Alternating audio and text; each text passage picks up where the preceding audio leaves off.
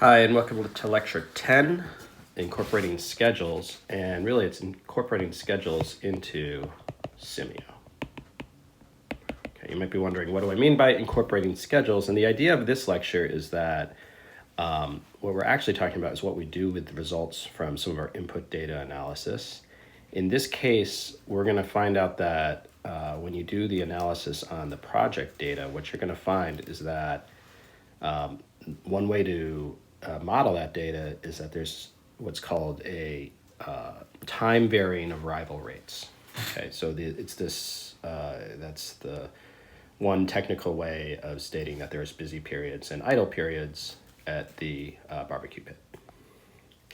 Okay, so it's a time varying arrival rate.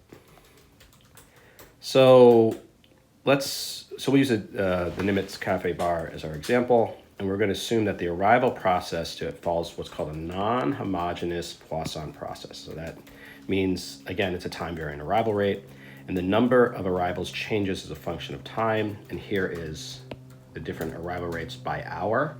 And so the idea that you think about it is that the inter-arrival times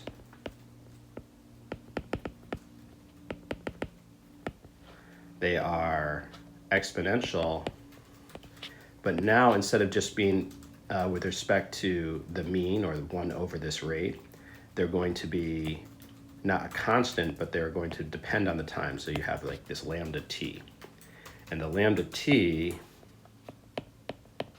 equals 1 over the rate of t, right? And this stuff here is the rate of t. So the question is once you have this data, how do we incorporate this into Simio?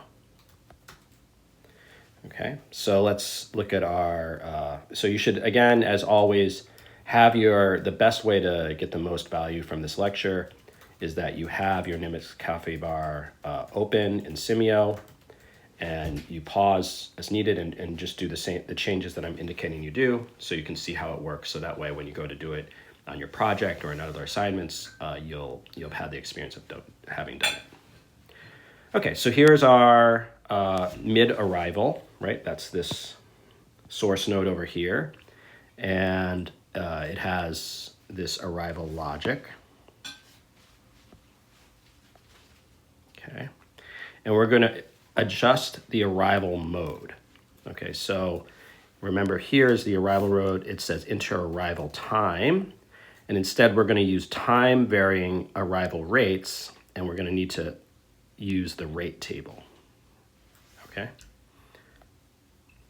And remember, this is all in this properties window, which is on the far right of the screen. Okay, so when you click there, you're going to get something. It'll pop up this window, and it'll be we're going to have this data that we have to put in, and we need to add a new table.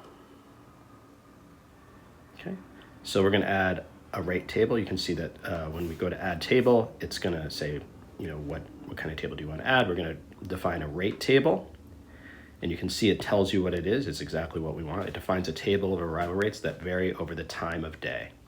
So perfect, that's what we need. Okay, so the rate table, you add it, and you can start to see what the start offset is, and it's basically, you just input that table that we had before. Okay, so we have to make sure that we create enough of an offset for it.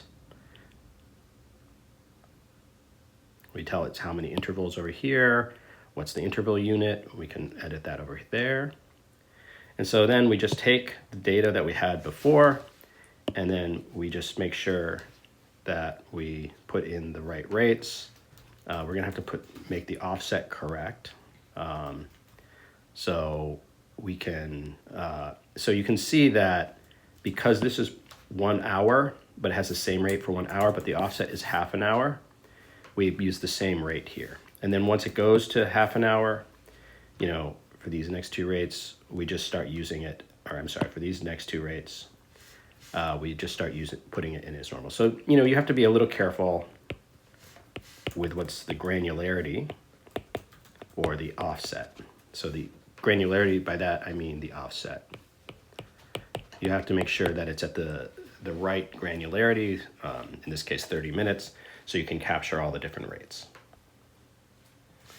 Okay, and so we just keep updating it, and again, we have to be careful, again, down here, this went over 2 of the kind of time buckets we have, that's okay. I'm sorry, this went over several of the time buckets. Let me put that in correctly. This went over several of the different time buckets we have. Okay, so then you have to link the rate table back to the mid arrivals. So now here, this is the arrival rate table, and you have to select that. That'll now populate this drop-down menu, and you have to you have to select it for it. Okay. I'm going to stop here.